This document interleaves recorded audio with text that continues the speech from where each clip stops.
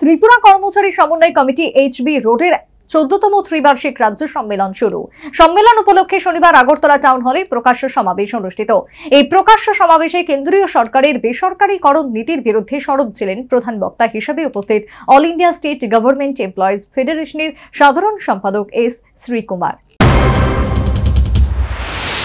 শনিবার থেকে শুরু হলো ত্রিপুরা কর্মচারী সমন্বয় কমিটি এইচবি রোডের 14তম ত্রিবার্ষিক রাজ্য সম্মেলন। শনি ও রবিবার দুদিন এই সম্মেলন অনুষ্ঠিত হবে।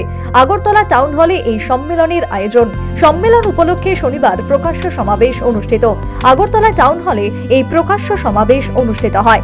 সমাবেশে all India state government employees ফেডারেশনের সাধারণ সম্পাদক এস শ্রীকুমার প্রধান বক্তা হিসেবে উপস্থিত ছিলেন।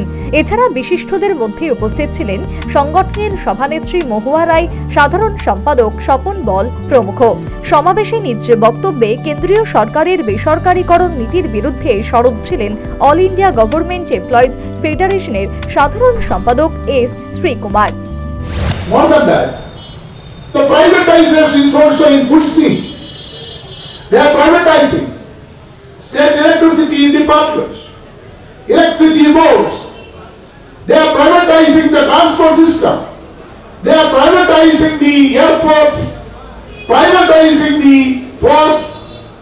They are privatizing the roads, national highway, insurance, banking, and government department. They are downsizing. How the downsizing issue will influence our sector? See, now those who are working in goods and services department can understand. You have nothing to do except watching what is going on by the online transaction.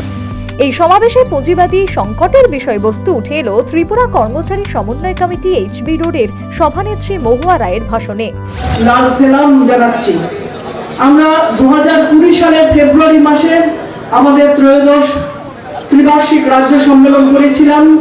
এরপরে সারা বিশ্ব জুড়ে Covid অতিমারীর বিপর্যয় নেমে এসেছিল। আমাদের রাজ্য তা থেকে বাইরে ছিল না। অনেক মানুষকে আমাদের হারাতে হয়েছে। যদিও কোভিডের আগে থেকেই সারা বিশ্বে যে পুঁজিবাদী সংকট, সেই সংকটের জেরে আমরা দেখেছি সারা বিশ্ব জুড়ে একমাত্র সমাজতান্ত্রিক দেশগুলো ছাড়া সমস্ত জায়গাতে এই সংকট আরো ঘনীভূত হয়েছে।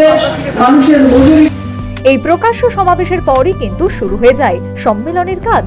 ত্রিপুরা কর্মচারী সমন্বয় কমিটির 14তম ত্রিবার্ষিক রাজ্য সম্মেলনকে ঘিরে ইতিমধ্যে সংশ্লিষ্ট কর্মচারী, নেতাকর্মী, সমর্থকদের মধ্যে উল্লেখযোগ্য সাড়া পরিলক্ষিত হয়। Bureau report, news vanguard.